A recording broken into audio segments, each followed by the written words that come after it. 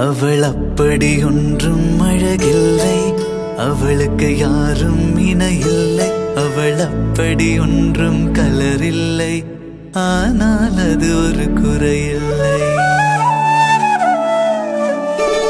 அவள் அப்படி ஒன்றும் அழகில்லை, அவளுக்கு யாரும் இணையில்லை.